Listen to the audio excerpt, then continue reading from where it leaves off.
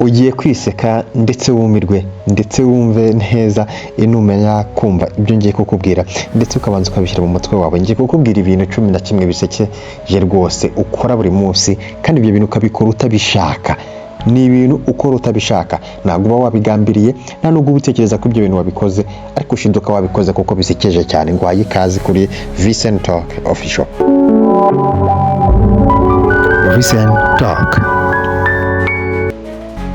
Ndagusuhuje cyane kandi nguhaye ikaze wowe udukunda, ugakoze subscribe. Imana iguha umugisha ndetse Imana ikomeze bane nawe mu byo ukora byose. Ndagushimiye cyane ko uri umuntu w'ingenzi cyane kuri twebwe. Rimwe na rimwe hari ibintu bisekeje ushiduka wakoze, ntabwo rero wenyine ubikora, buri muntu wese arabikora.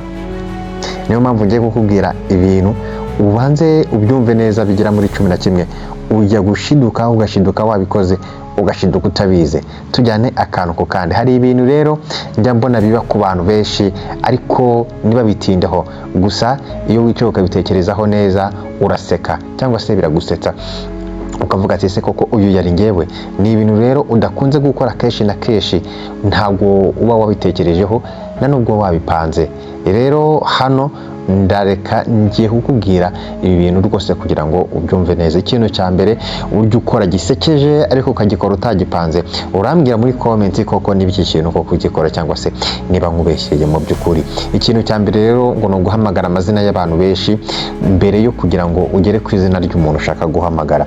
Rimwe na rimwe hari igihe ibi ngibi bikubaho buri munsi. Iyo ugiye guhamagara nk'izina runaka, wenda ugiye guhamagara nka Xavier, ariko mbere y'uko ugera kuri Xavier ukabanza ugahera kuri Kwere, ukaruzikara kuri Vena, ukabanza ugahera ku izina runaka kugira ngo ubanze kugera ku izina ukeneye guhamagara. So ubwa mbere rero nta nubwo ari n'ubwa nyuma ushobora kuba ugiye guhamagara umuntu maze ukabanza guhamagara abandi nka 2 cyangwa 3 kugira ngo ugere ku izina wamuhamagaye. Urambwira muri comment niba ibi bintu bijya bikubaho. Ikindi kintu cya kabiri burya ngo ni ukujya ahantu wahagera ukibagirwa icyo wari ugiye kureba. Rimwe na rimwe rero ibi ngibi birasekeje pe. Hari n'igihe ubyibuka, n'igihe ujya kureba umuntu maze ugahita wibagirwa ikintu wari ugiye kureba yo rwose, ukakibagirwa mu kanya gato cyane. Cya gihe rero uva muri salo, wenda hari ikintu ugiye kuzana, waba ukigerayo rwose ukahagera ukakibagirwa rwose, ugasubirayo ngo urebe ko wagaruka wabyibutse. Sinzi aka kantu niba kajya kakubaho, ariko umbwire muri comment rwose, ndakwinginze umbwire rwose niba ibintu bijya bikubaho. Ikindi kintu cya gatatu ugomba kumenya, kuba ugiye kuvuga akantu undi muntu yagutanga kukavuga ukabura kibagiwe. Sinzi ibintu niba bijya bikubaho nabyo. Ukaba ugiye kuvuga ikintu ariko umuntu ahita gutanga kuvuga cya kintu wari ugiye kuvuga nacyo ukabura kibagiwe. Iki ngiki gisa n'icyo nari maze kukubwira, kwa kundi ujya kureba ikintu maze wahagera ikintu ukahita ukibagirwa. Ikindi kintu rero cya kane ngiye kukubwira ni ugushaka telefone se cyangwa ikaramu kandi uyifite mu ntoki. Sinzi niba aka kantu karigeze kakubaho mu buzima bwawe. Ni ibintu bisanzwe rero ku bantu bose ko ujya gushakisha telefone uyifite mu ntoki cyangwa se ugashaka n'ikindi kintu ugifite mu ntoki. Igisekeje rero kurushaho nuko iyo ugishakisha wirinda gukoresha akaboko kagifashe. Sinzi aka kantu niba ujya ukumva nanjye karasekeje rwose. Ibaze kuba ufite telefone mu mufuka wawe ariko wajya gushaka telefone ukayishakisha ukundi kuboko, nyamara uyifite mu ntoki, nyamara uyifite mu mufuka. Sinzi niba ibi bintu bijya bikubaho cyane.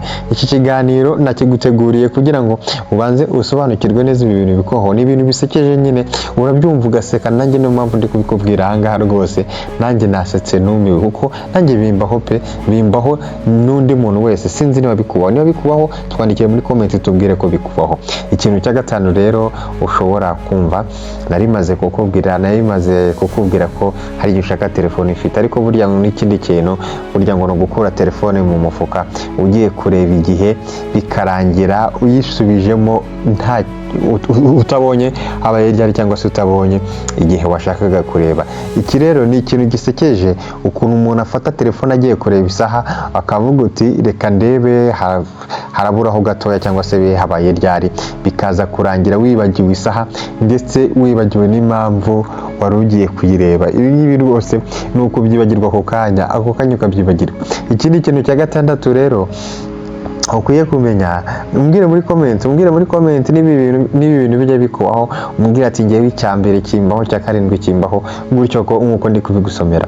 Ikindi kintu cya gatandatu rero ugiye kumva iki gikunza kubaho cyangwa se abantu bakora ariko batagitekereza cyane, uguherekeza umuntu muturanye mukamara inzira ndetse mukamara igihe kirekire kiruta icyo yagusuye cyangwa se icyo yagusuyemo mu rugo. Uherekeje umuntu ariko mumaranye igihe kirekire kiruta umwanya wose mwamaze mu rugo, kiruta igihe cyose yagusuye. Hari igihe rero umuntu agusura isaha imwe ikagera agahita avuga ati reka nahe, mwagera imbere gato mugahagarara mukongera mukaganira, ukabona igihe yamaze mu rugo rwose niba yahamaze nk'isaha imwe, ukabona mwimare nk'amasaha abiri mu muhanda muri kumwe. Ibi ni ibintu bikunze kubaho cyane kandi ibi bintu ntabwo uba wabipanze.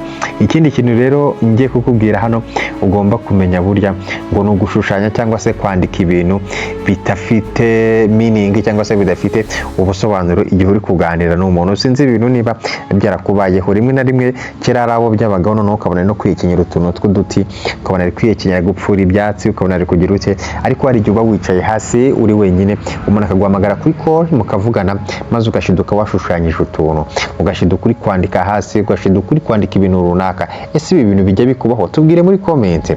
Hari igihe rero abantu baganira, umwe ari kwandika ukagira ngo ibintu ari kwandika birisereye cyangwa se ukagira ngo ibintu ari kwandika hari kubikura, kandi mu by'ukuri ni ibintu utuntu ari gushushanya. Rimwe na rimwe niyo usoje kudushushanya cyangwa kwandika, ntabwo umuntu ashobora kukubwira ngo subiramo ibi wakoze ngo byongere ubisubiremo.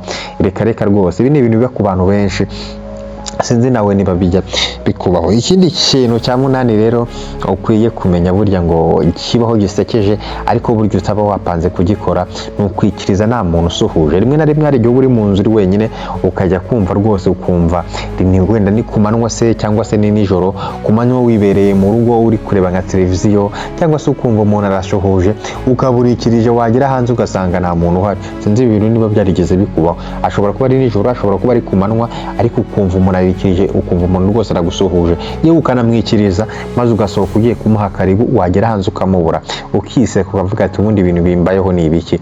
Ikindi kintu cya cyenda rero ni ukugera muri bisi urimo imyanya ukabura aho wicara.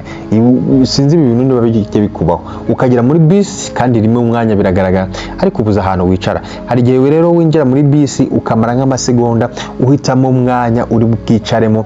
Rimwe na rimwe rero hari n'abimuka yari yicaye. Sinzi niba ibintu bijya bikubaho. Ntabwo umara umwanya munini, ariko hari igihe umara umwanya rwose uri mutekereza, ukamara amasegonda makeya uri mutekereza aho wicara, kandi rwose wahabuze, ukareba ukahabura kandi nta myanya irimo. Urumva ko rero aka ni akandi kantu nako gakunze kubaho kandi gasekeje uba utapanze.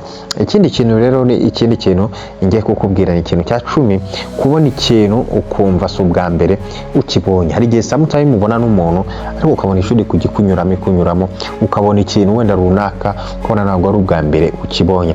Nubwo rero nawe wivuga, ariko bibaho cyane ndetse kenshi gashoboka, umuntu akabona igikorwa akabona si ubwa mbere akibonye, ugahura n'umuntu ukabona ntabwo ari ubwa mbere umubonye, kandi mu by'ukuri uwo muntu ni ubwa mbere umuhuye nawe, ni ubwa mbere umubonye. Bikunze kubaho cyane. Ikindi kintu cya 11 cyangwa se 11 gisekeje ujya ukora buri munsi, ariko nanone utabitekerejeho cyangwa se utabishyize mu mutwe wawe ngo ubikore, ni ukumva inanga ugahita uririmbamo indi ndirimbo byenda kugenda kimwe ariko bidahuye. Sinzi niba ibintu bijya bikubaho, wenda nk'umuntu ukunda umuziki ahangaha ahita byumva cyane, ugahita wumva nk'injyana runaka, maze ugahita wowe ushyiramo indi ndirimbo kandi bitanajyanye rwose, ukumva inanga cyangwa se instrument y'indirimbo itangira ukayitiranya n'indi ndirimbo watangira kuririmba, maze ukumva ntabwo ariyo. Sinzi niba aka kantu kari kakubaho cyangwa se kajya kakubaho. Ibi ni ibintu 11 naguteguriye dukora bisekeje ariko tuba tutapanze umunsi ku wundi. Nakubwiye n'ibintu umuntu ashobora gukora cyangwa se ugatinya kubivuga, atinya kubibwira abandi. Ngewe YouTube channel uzagenda uhakura utuntu tw'ubwenge dusekeje, ndetse rimwe na rimwe uhakure n'inkuru ugomba kwisekera, maze ukumva ukunjoyinga ubuzima uko bumeze, maze ukisanzura. Ndagusuhushimiye cyane rero niba wabashe gukurikirana ino video. Tubwire muri comment se niki kintu wabonye cyagutangaje, ese ibyo mvuze cyangwa se ibyo nkubwiye ahangaha koko ujya ubikora cyangwa se urabizi bijya bikubaho? Tubwire muri comment, duhe igitekerezo cyawe, tubwire ikindi cyose wifuza ko twagusobanurira, tubwire icyo twagufasha ndetse tubwire n'icyo twakuganirizaho cyangwa se twaganiraho. Ndagushimiye cyane rero niba warakoze subscribe, niba utarayikora nawe nagushishikariza kwanda kuri subscribe kugira ngo tujye tubana mu nkuru ndetse n'ibiganiro byinshi ngenda nkugezaho. Imana iguhe umugisha ndetse Imana ibakomeze ibane nawe mu byo ukora byose.